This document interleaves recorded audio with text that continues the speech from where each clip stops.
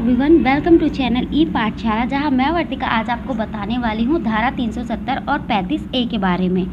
तो सबसे पहले हम ये जान लेते हैं कि जम्मू कश्मीर से धारा 370 और 35A कब हटाई गई थी।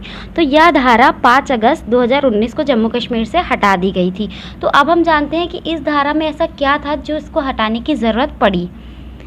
तो हम पहले जानेंगे कि धारा 35A क्या है। ठीक है, तो आर्टिकल 35A के बारे में हम पहले पढ़ेंगे। तो आर्टिकल 35A 14 मई 1954 को तत्कालीन राष्ट्रपति डॉक्टर राजेंद्र प्रसाद ने एक आदेश पारित किया था, जिसमें उन्होंने संविधान में अनुच्छेद 35A को जोड़ दिया था। तो आर्टिकल 35A संविधान में शामिल एक ऐसा प्रावधान है जो जम्मू कश्मीर की विधानमंडल को यह अधिकार प्रदान करता है कि जम्मू कश्मीर की विधानमंडल ही यह तय करेगी कि जम्मू और कश्मीर का स्थायी निवासी कौन है और किसे सार्वजनिक क्षेत्र में नौकरियों में विशेष आरक्षण दिया जाएगा। जैसे विशेष आरक्षण तो हर राज्य में दी जाती हैं, लेकिन वहाँ की ही विधान परिषद जो है वो तय करेगी कि किसे देना है आरक्षण और किसे नहीं देना है। किसे संपत्ति खरीदने का अधिकार होगा, किसे जम्मू कश्मीर विधानसभा चुनाव में वोट डालने का अधिकार होगा, छात्रवृत्ति तथा अन्य सार्वजनिक सहायता, किसे सामाजिक कल्याण कार्यक्रमों में लाभ मिलेगा। तो ये सारी चीज़ें जो है वो वहाँ की विधानमंडल ही तय करेंगी। आर्टिकल 35A में यह प्रावधान है कि यदि राज्य की सरकार किसी कानून को अपने हिसाब से बदलती हैं तो वह किसी भी कोर्ट में उसे चुनौती नहीं दी जा सकती है। अगर आप जम्मू कश्मीर को अपने राज्यों से या जिस भी राज्य में आप रह रहे हैं उनसे कंपैरिजन करेंगे तो आपको पता चल जाएगा कि वहाँ के नियम हमारे राज्य से कितने ज़्यादा डिफरेंट थे।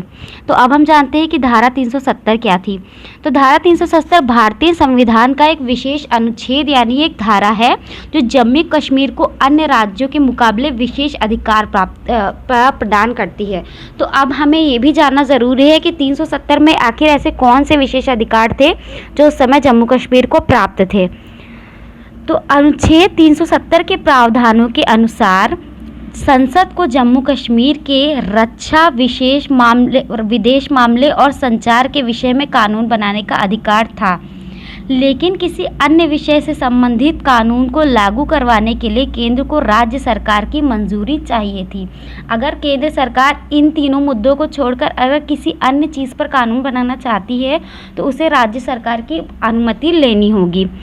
इसी विशेष दर्जे के कारण जम्मू कश्मीर राज्य पर संविधान की धारा 356 लागू नहीं होती थी। तो एक नज़र इस पे भी डाल लेते हैं कि धारा 356 थी क्या। तो धारा 356 ये थी जो कोई भी किसी व्यक्ति पर हमला या आपराधिक बल का प्रयोग कर उसकी संपत्ति जिसे वह व्यक्ति उस समय पहने हुए हो या लिए जा रहा हो को चोरी करने का प्रयत्न करेगा तो उसे किसी एक अवधि के लिए कारावास की सज़ा जिसे 2 वर्ष तक बढ़ाया जा सकता है या आर्थिक दंड या दोनों से दंडित किया जा सकता है। ठीक है, तो ये थी धारा 356 जो वहाँ पर लागू नहीं होती थी लेकिन भारत के अन्य हिस्सों में लागू होती थी।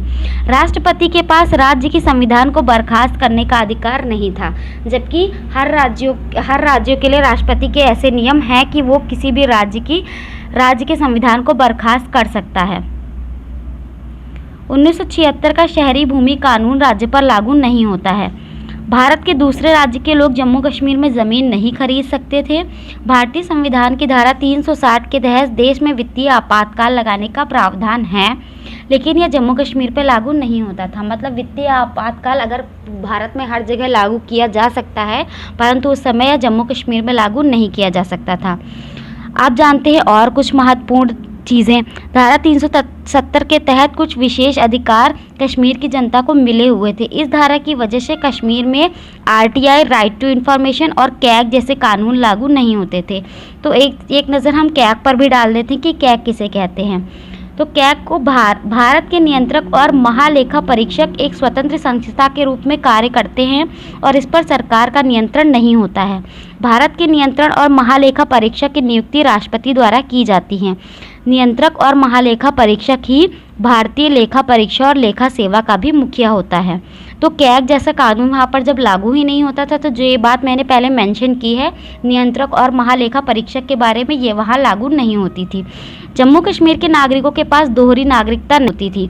दोहरी नागरिकता से मतलब यह है कि भारतीय संविधान संघीय है और और इसने दोहरी राज्य पद्धति केंद्र और राज्य को अपनाया है, लेकिन इसमें केवल एकल नागरिकता की व्यवस्था की गई है, अर्थात भारतीय नागरिकता।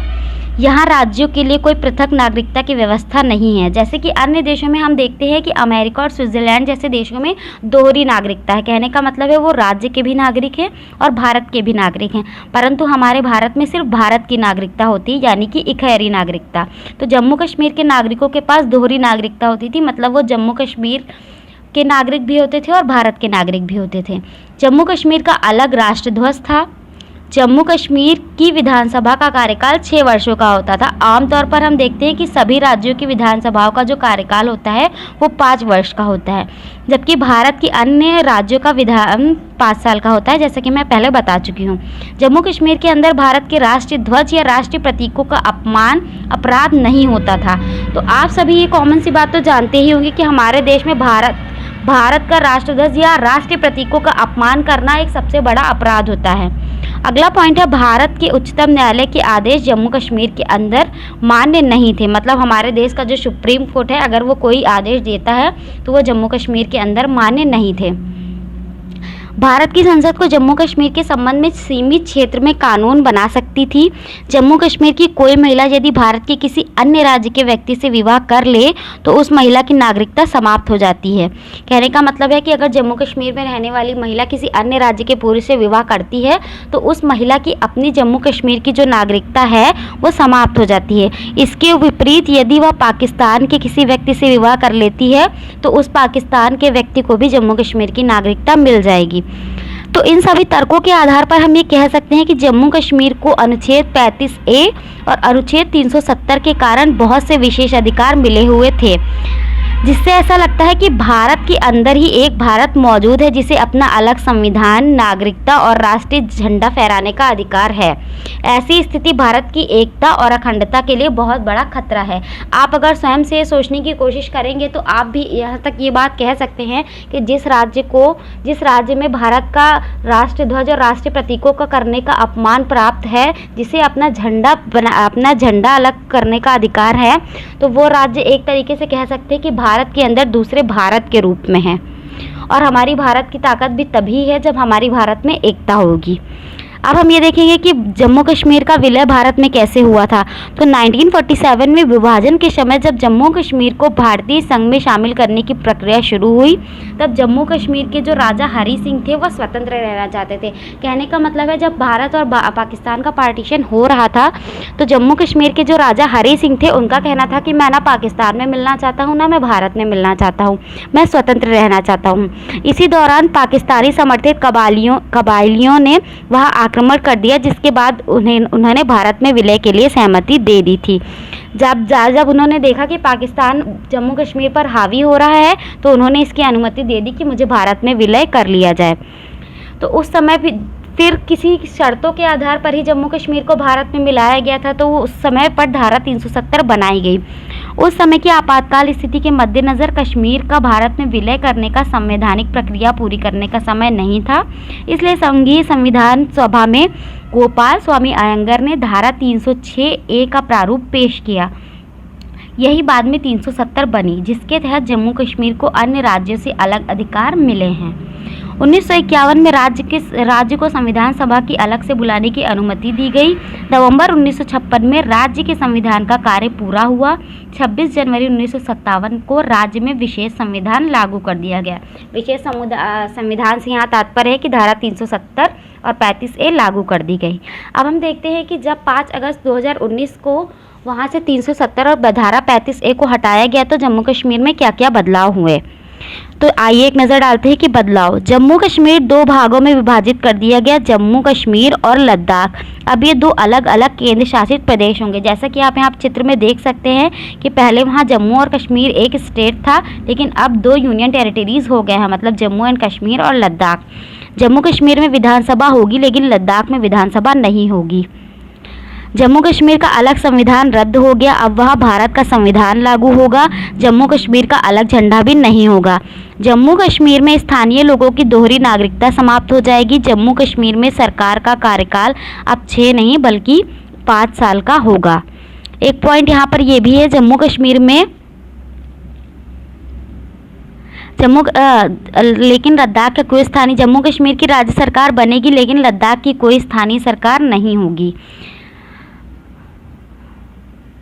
अगला पॉइंट है, जम्मू कश्मीर में देश के अन्य राज्यों के लोग भी ज़मीन लेकर बस सकेंगे। अब तक देश के अन्य क्षेत्रों के लोग वहां ज़मीन खरीदने का अधिकार नहीं रखते थे। भारत का कोई भी नागरिक अब जम्मू कश्मीर में नौकरी कर सकेगा। जम्मू कश्मीर में देश के अन्य राज्यों के लोग भी ज़मीन लेकर बस सकेंगे। अब देश के अन्य क्षेत्रों के वहाँ लोग ज़मीन खरीदने का अधिकार पहले वहाँ पे नहीं था, ये बात हम लोग पहले भी जान चुके हैं। भारत का कोई भी नागरिक अब जम्मू कश्मीर में नौकरी भी कर सकेगा। अब तक जम्मू कश्मीर में केवल स्थानीय लोगों को ही नौकरी करने का अधिकार था। जम्मू कश्मीर की लड़कियों को अब दूसरे राज्य के लोगों से भी विवाह करने की स्वतंत्रता होगी। किसी अन्य राज्य के पुरुष से विवाह करने पर उनकी नागरिकता खत्म नहीं होगी, जैसा कि अब तक होता था। अब भारत का कोई भी नागरिक जम्मू कश्मीर का मतदाता बन सकेगा। रणबीर दंड संहिता के स्थान पर भारतीय दंड संहिता प्रभावी होगी।